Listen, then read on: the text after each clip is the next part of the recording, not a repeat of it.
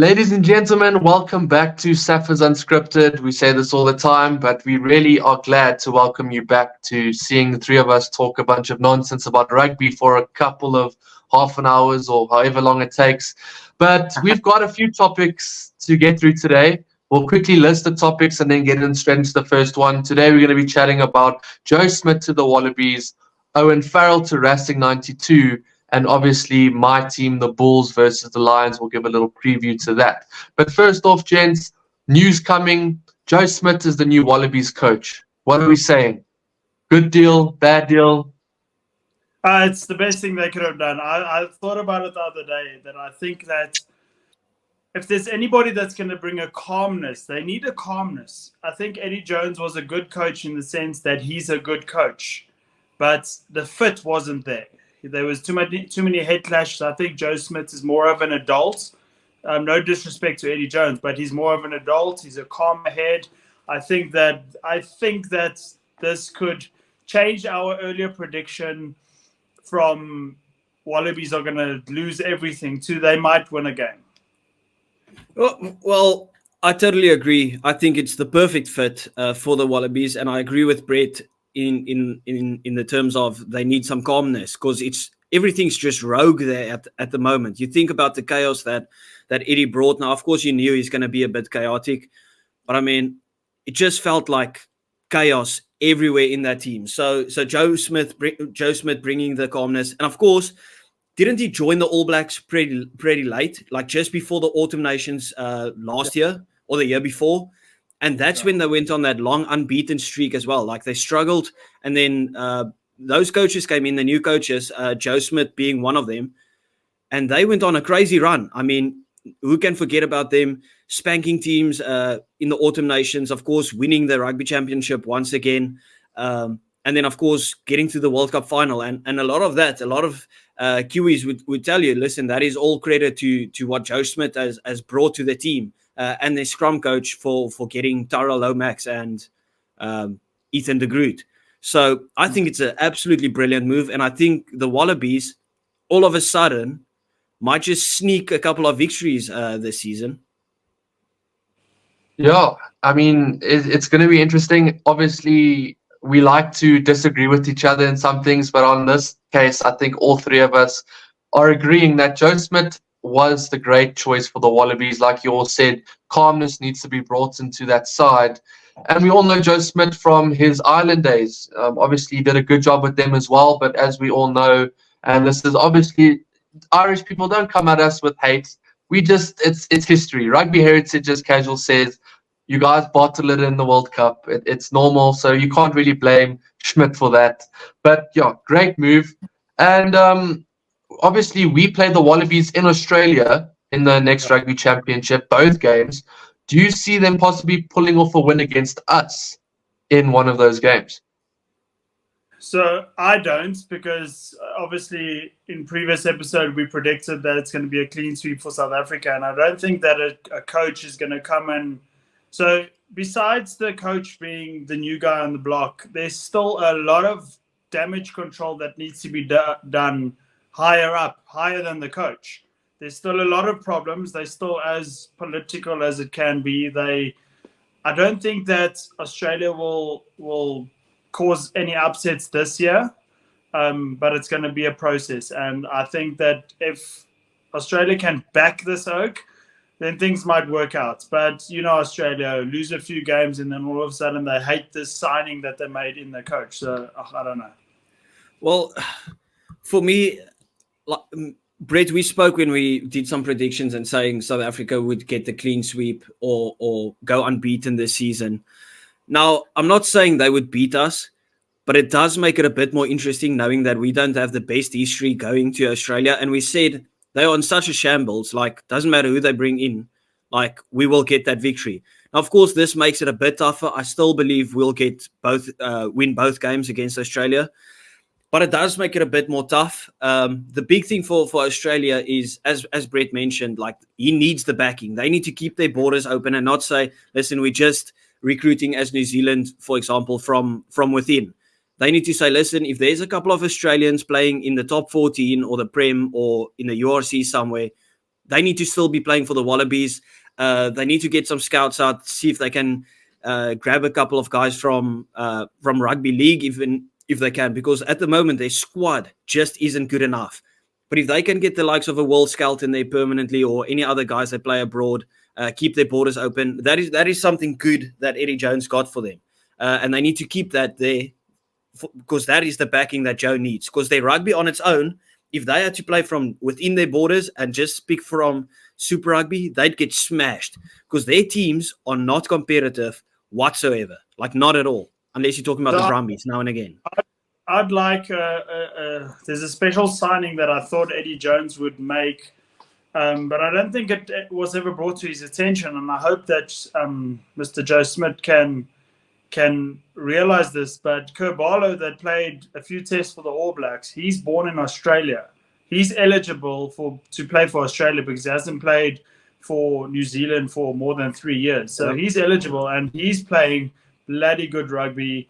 So I think they need to get that man in. Him and Will Skelton. Will Skelton has been an absolute menace the past games. I mean, just look at the game of La Rochelle versus Sale the other day. Those two guys were unstoppable. Even Will Skelton in the game before that against who did they play the week before that? But he was just a menace all over the field. I agree. Yeah. So just finishing off on this topic, we've chatted about this when we thought Jake White might be in the picture for that Wallabies job. Obviously, it was just a rumor. But do we see anything changing higher up than Joe Schmidt? Do we see them backing him? Do the board? Because at the end of the day, rugby league is taking over there, Aussie rules is taking over there, and rugby union is struggling in Australia. Do we see the rugby union board being able to bring them out of the grave? Because that's basically what's happening in this instance. Well, I think this is their last chance. If they don't do it this year, if they don't make the necessary changes, if they don't stop with their woke ideology nonsense and fire people because of their religious beliefs, like that's how petty they are, then I think it's going to be the same old Australia, same old nonsense in the news for the wrong reasons. So yeah, it's up to them at the end of the day, but I think this is their last chance. The thing is, I doubt that there will be any changes higher up. Just because of the fact that I don't think necessarily Joe Schmidt is the guy that speaks outlandishly and enforces change upstairs. Like Eddie Jones, he doesn't hold back when it comes to slandering guys that are in higher positions than him. He says what he needs, and that is, you got to back him. And I think that he was the perfect character to kind of flip the way that they think upstairs, but he wasn't coached for long enough to get enough change in it. So I don't see Joe Schmidt getting more out of him. And there's this cliche saying, a zebra never changes its stripes. So I do believe they'll just stay the same. But as I said, there's small changes, like just opening the borders to their guys that could make a huge difference. And the thing is, the only way that I see the Aussies getting back on their feet when it comes to union rugby or rugby union is winning games. And Joe Schmidt has to, even if it's boring, grind out some wins.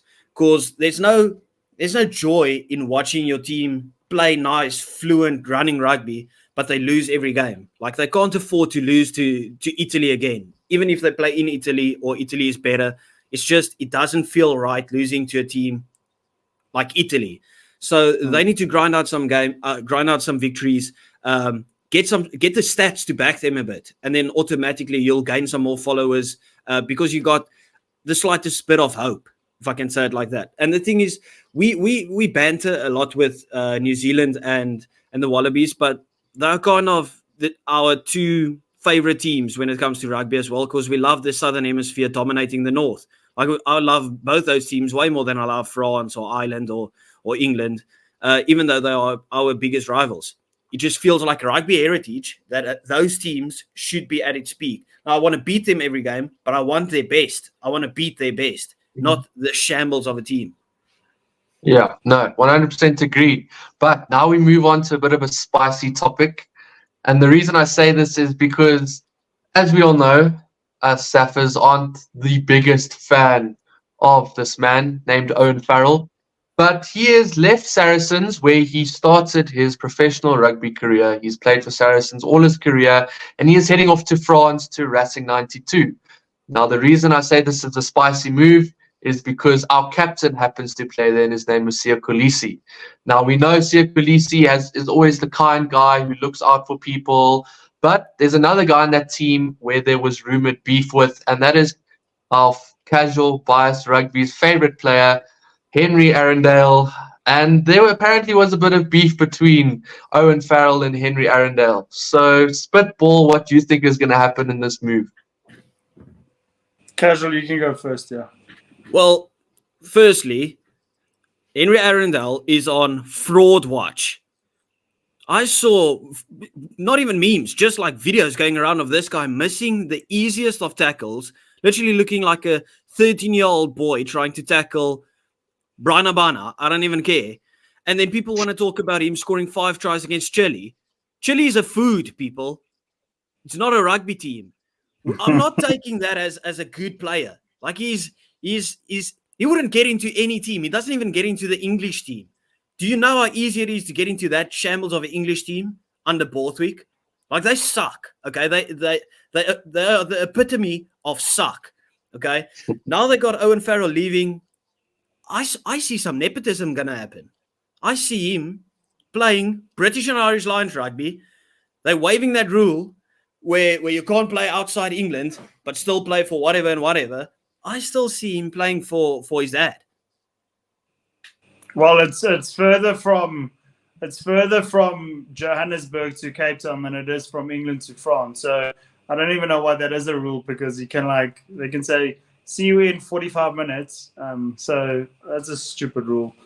South Africa obviously got the rule right, and that's why we back-to-back world champions, 4-time world champions. So they're trying to copy us. They're trying to copy us with everything. So it's not even of any relevance to me. But with the Siya Kolisi and Farrell saga, I think that I read something the other day that Siya Kolisi messages Owen Farrell quite often to hear how he is and stuff like that. So Siya Kolisi won't have beef with anybody. I don't think he ever. I even think he knows how to have beef with a person. So I don't think that's an issue. Yeah, no, it was more so between the rumored beef between Arundale and Farrell, and Farrell apparently keeping Arundale out of the English side, but that is obviously just rumors, nothing confirmed.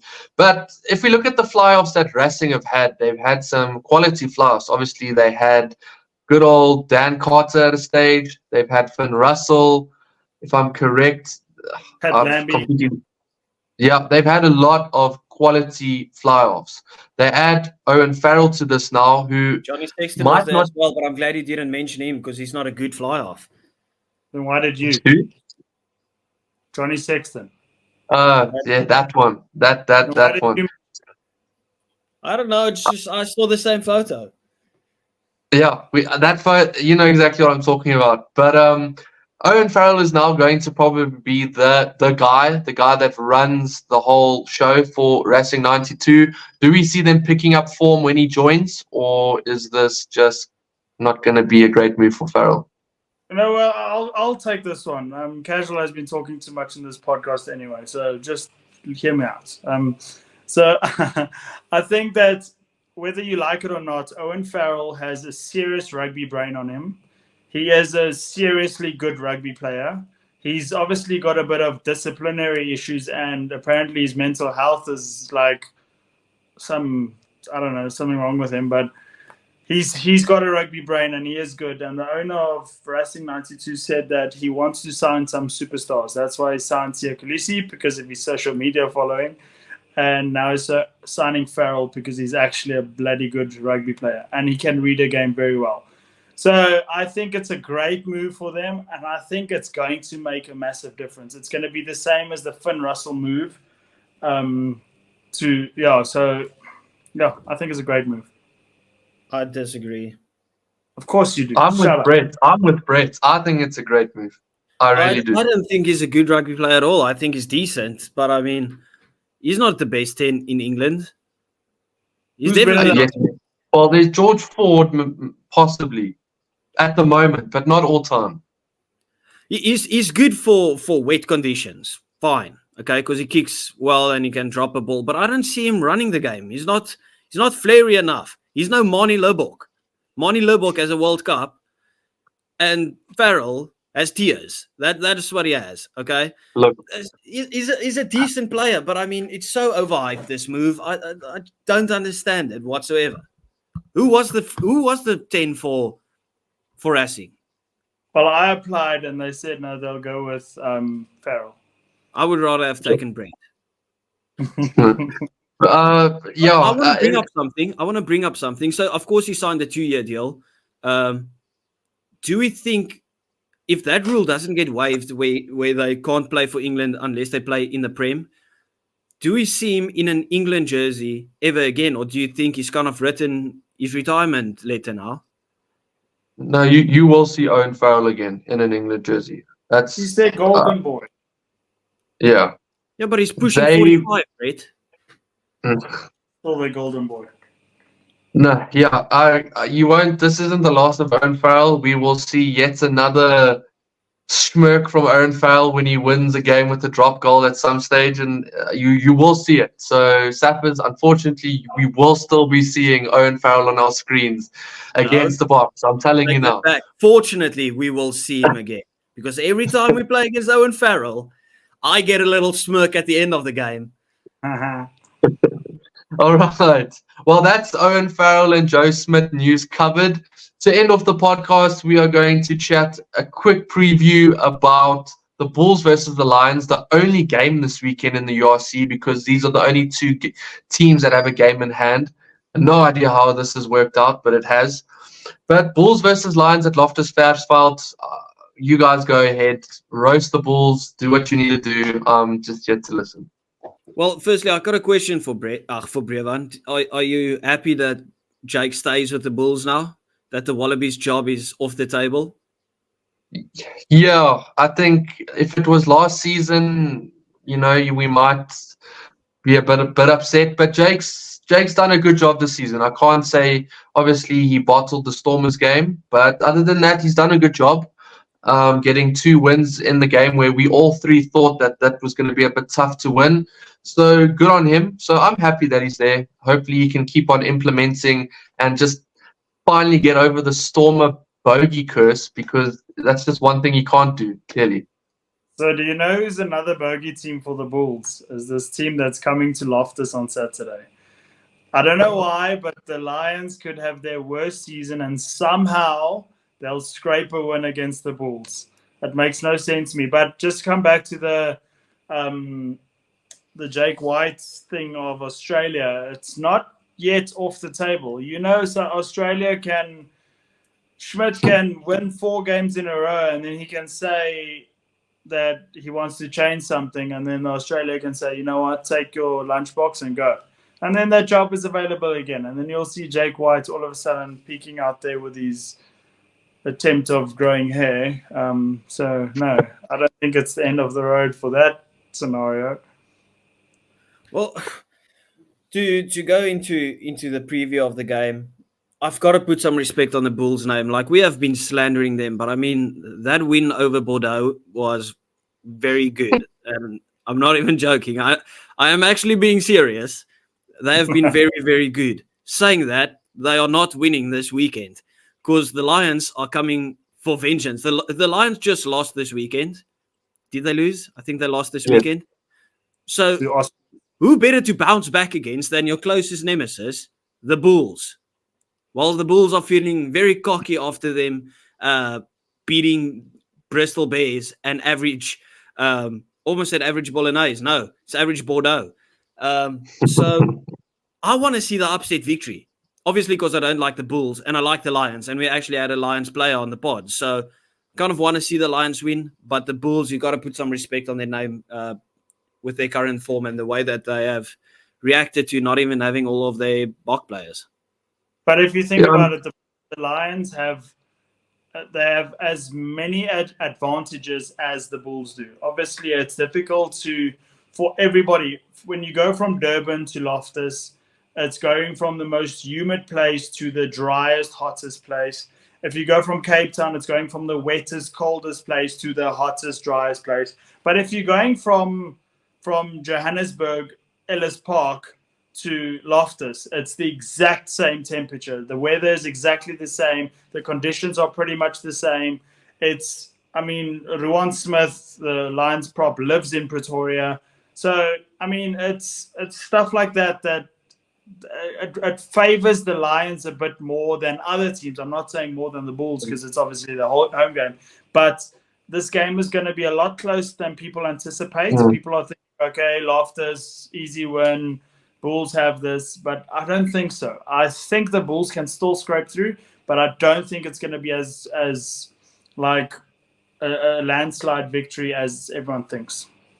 Yeah, that I completely agree with, because obviously watching a lot of Bulls games my whole life, and obviously recently as well, as much as the Lions in the past few seasons haven't been the Lions we knew from Super Rugby in those last few seasons, when they come up against the Bulls, you motivated. That's your fiercest rivals, like that is a big game that you want to win. And this Lions side this season has been thousands and thousands of times better than what they have in the past. So you're going to get a Lions side that really wants to take a victory, because if we look at the standings, the Lions aren't even out of the question of a playoff spot in the URC. If they can continue form, they can chip their way into like an 8th or 7th spot. So they won't want to lose this.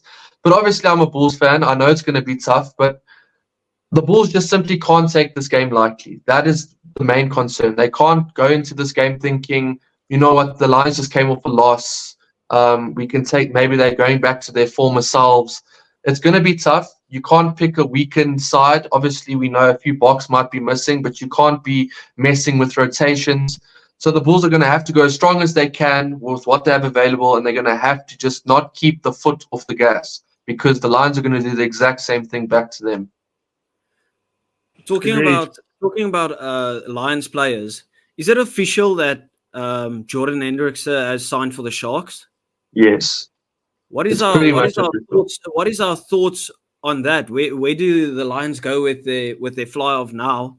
Do we see is it Nakamba taking over? No. So obviously they got Kate Volherter on loan. He's completed all his medicals. He's fit now, strong. I think after this break, we're going to see Kate Volherter take that 10%. Huh? Voliter, whatever. So anyway, you're gonna see him in that Lions jersey, and I think that Jordan Hendrickse was completely wasted under Cash, the Lions coach. I think that he's probably one of their better 10s, but he's not getting the opportunities. And I think now that he gets to play with his brother in Durban, I think that's going to up his career a lot. Yeah. I just wanted to also check. Obviously, we know the famous, there's a few fly-offs in Durban at the moment. We know Boeta Chamberlain and Kerwin Bosch. Who do we reckon becomes the starter here? Is it going to be Kerwin? Is it going to be Hendrickse? What do we say? No. So again, Boeta Chamberlain has signed with the Bulls. How do you not I've know seen that? something like that, so that will probably happen. Yeah. So, well, it's a battle between Bosch and Hendrickse. And as we know, Bosch, defense, very questionable. Attack, he can have his moments. But the same can go with Jordan Hendrickse. But who would you personally back as the guy to take you forward for the Sharks? Because they really are struggling. Kwagga Smith. I'll sign him and let him come play 10, because Kerwin Bosch is probably one of the worst rugby players in the world. I like Kerwin Bosch. Don't get me wrong. I like him. I think he's off the field a very genuine, good oak, and he has one of the best and tactical boots in the game. But that game does not suit the Sharks, and I think he needs to go to a different union or overseas, but it's not working at the Sharks for him. Yeah, the thing is, like we spoke the previous episode about the likes of Dweba and Warwick Gelant, and we can't be hypocritical. Like I said, I don't believe in this thing where you play guys over and over and over again until they find their form. Cohen Bosch has not been on form, and he should be dropped, in my opinion.